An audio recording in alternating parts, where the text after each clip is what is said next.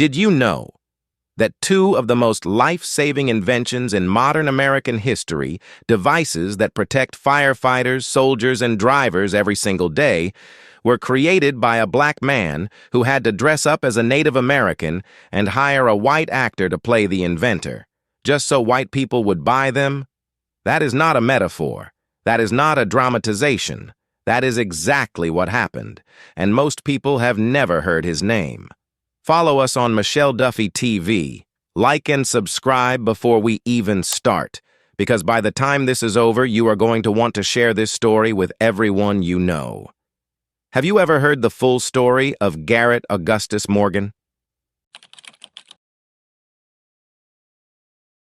Garrett Augustus Morgan was born on March 4, 1877 in Paris, Kentucky, to former slaves. Let's stop right there. His parents had been enslaved. The Civil War had ended just 12 years earlier. Reconstruction was already being dismantled. The promises of freedom were being systematically revoked, state by state, law by law, courthouse by courthouse. This is the world Garrett Morgan was born in. He had no formal education beyond elementary school. He was largely self-taught, the kind of mind that absorbed everything it touched, that couldn't look at a broken machine without needing to understand it and then fix it. Morgan's knack for fixing things led him to Cincinnati and then to Cleveland, Ohio, where his entrepreneurial spirit allowed him to start a successful tailoring business. And think about what that means. A self-taught black man from Kentucky, with no college degree, no institutional support, no networks of wealthy investors, built not one, but two successful businesses in a city where black Americans were locked out of virtually every professional opportunity. He didn't wait for the door to open. He walked through the wall. He founded the G.A. Morgan Hair Refining Company in 1913 and co-founded the Cleveland Association of Colored Men, which later merged with the NAACP. He was an inventor, a businessman, a civil rights organizer, all at the same time. The Triangle Shirtwaist Factory fire in New York City killed 146 garment workers. Most of them were young immigrant women who couldn't escape because the doors had been locked.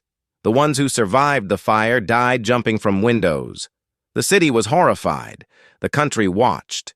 After reading about the horror of the 1911 Triangle Shirtwaist Fire, Garrett Morgan set about creating a mask to help rescue workers enter smoke-filled buildings.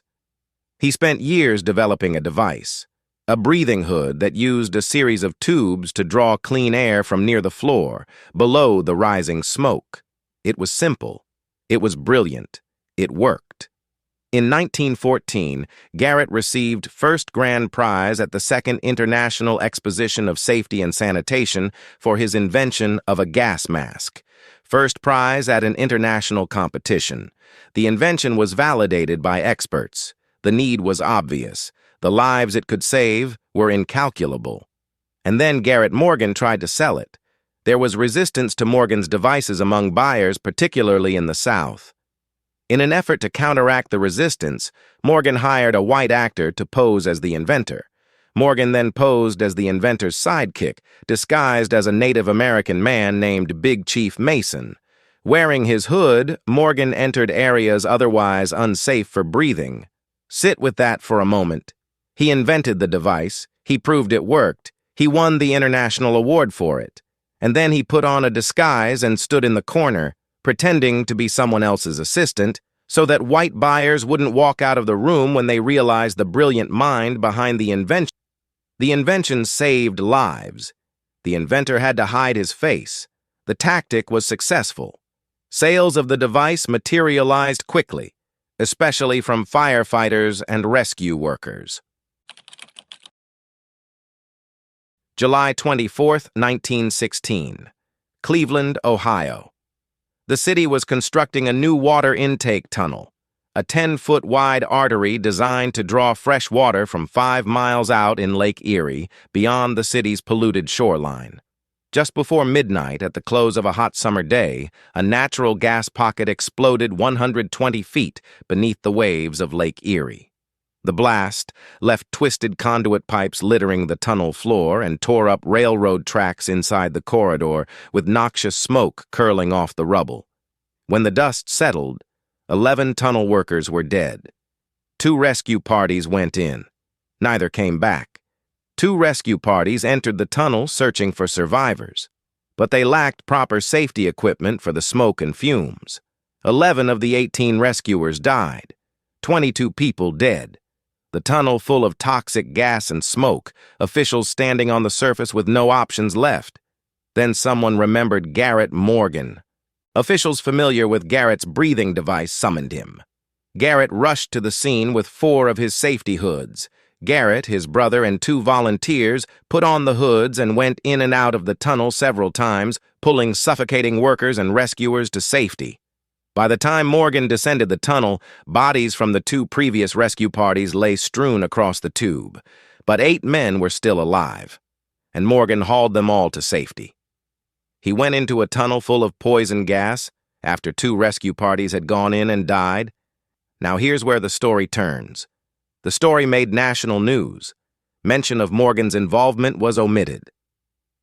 Despite his heroic efforts, the publicity that Morgan garnered from the incident hurt sales. The public was now fully aware that Morgan was black, and many refused to purchase his products. The same invention that just saved 8 lives, the same device celebrated at international competitions, couldn't sell in the South because people found out its inventor was black. That is not a passive system of discrimination.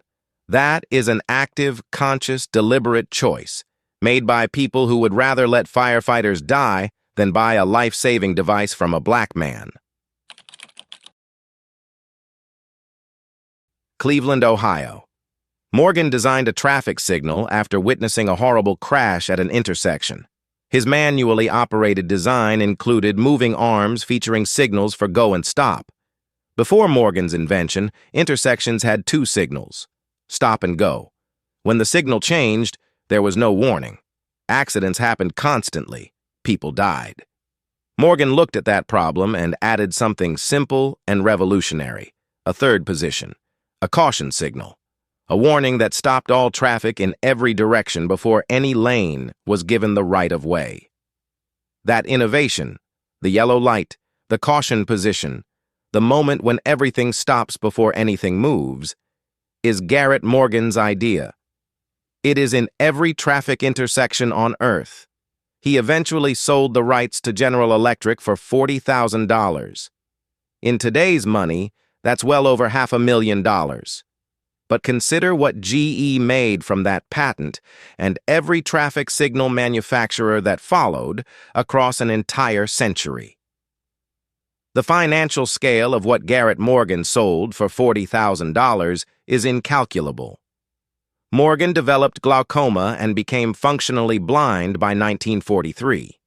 He continued inventing despite poor health, including a self-extinguishing cigarette.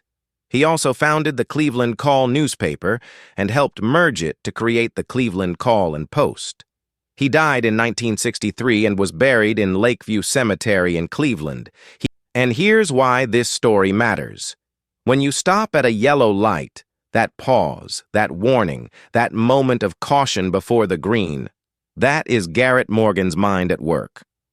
When a firefighter walks into a burning building with a breathing apparatus, the principle behind that technology traces back to a black man from Kentucky who had to disguise himself to sell his own invencio. When soldiers survived chemical warfare in World War I because of gas masks built on his patented technology, Garrett Morgan's genius was protecting lives that the country had decided his life wasn't worth protecting. He invented tools that have saved millions of lives across more than a century. He had to wear a disguise to sell them.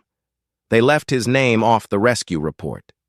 They stopped buying his products when they found out who he was, and history, until people like us start telling it, buried him in a footnote. Follow us for more hidden black history on MichelleDuffieTV. Like and subscribe, because these stories deserve to be told. Please comment.